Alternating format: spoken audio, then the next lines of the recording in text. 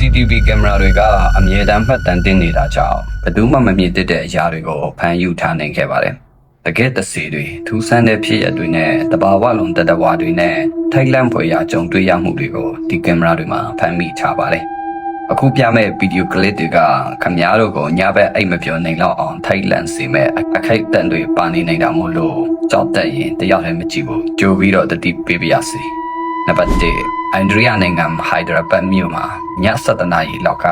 အမျိုးသားတစ်ယောက်ဟာသူ့တငယ်ချင်းဖြစ်သူရဲ့မွေးနေ့ပါတီကနေအိမ်ကိုပြန်ရောက်လာခဲ့ပါတယ်။အပေါ်အိမ်ကြီးကိုချုပ်ပြီးရေတောက်ဖို့မိဖို့ချောင်းတဲ့ကိုဝင်သွားခဲ့ပါတယ်။ရုတ်တရက်ဆိုသလိုအမောင်ရိပ်တစ်ခုကဘယ်ကနေမှမသိပေါ်လာပြီးသူ့စီကိုကုန်းဝင်လာကသူ့အခန်းထဲကိုအတင်းဆွဲခေါ်သွားခဲ့ပါတယ်။အဲဒီချောင်းလက်ခံရပြီးတဲ့နောက်ပိုင်းမှာတော့သူက CCTV မှတ်တမ်းကိုသူ့တငယ်ချင်းတွေကိုပြသခဲ့ရမှာသူဟာတရေတွေနဲ့ကြုံတွေ့ခဲ့ရပြီးသူ့အိမ်ဟာတရေတစီတွေ6 လက်ခံနေရတယ်ဆိုတာကိုသူ့တငယ်ချင်းတွေကလုံးဝကိုယုံကြည်သွားခဲ့ကြပါတယ်။နံပါတ်2ဖြောက်ကွယ်သွားတော့တဲ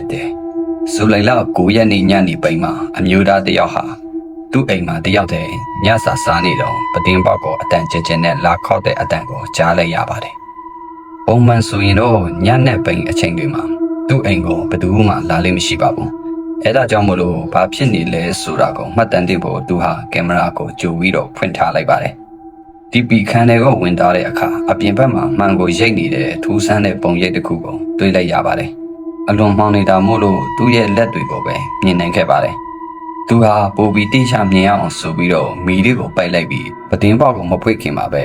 ရုတ်တရက်ပျောက်ကွယ်သွားခဲ့ပါတယ်။အဲဒါကြောင့်မို့လို့သူဟာပတင်းပေါက်အပြင်ဘက်ကိုထွက်ကြည့်ခဲ့ရမှာတော့ရှေးရတွေဒါမှမဟုတ်တရားရောက်ရှိနေခဲ့တဲ့လက္ခဏာဘာတစ်ခုမှမရှိခဲ့ပါဘူး။သူ့အခန်းကိုပြန်ချသွားတဲ့အခါမှာတော့အစောကလိုပဲအတင်ပေါက်ခောက်တန်ကိုထပ်ကြားရပြန်ပါတယ်။အဲဒါကြောင့်မို့လို့သူဟာအလွန်ကြောက်လန့်ပြီး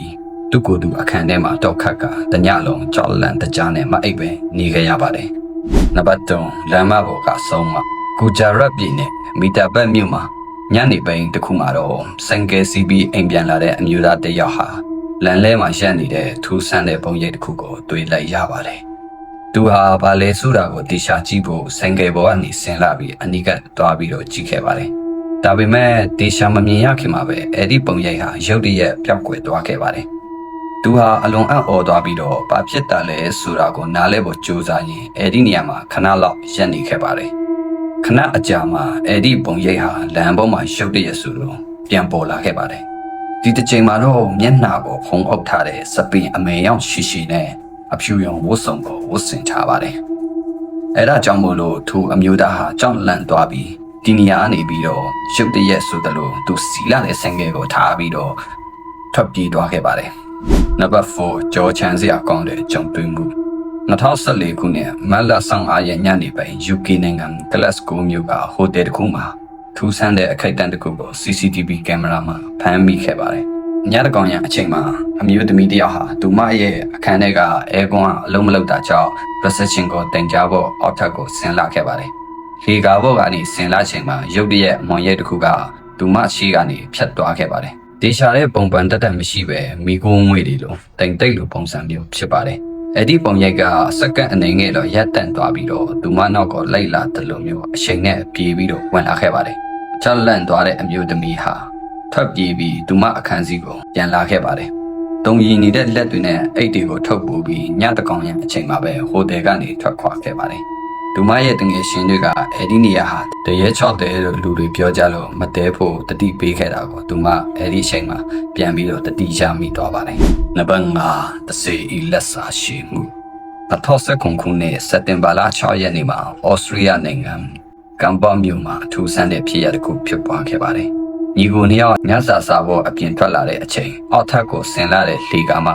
ရုတ်တရက်အမောင်ရိပ်တစ်ခုကသူတို့အရှိမပေါ်လာပြီးသူတို့ညီကိုထဲကတယောက်ကိုခုံအုပ်လိုက်ပါတယ်။သူကမြေပြင်မျိုးကိုလဲကျသွားပေမဲ့သူ့အကူကသူ့ကိုအမောင်ရိပ်ထဲကနေဆွဲထုတ်နေခဲ့ပြီ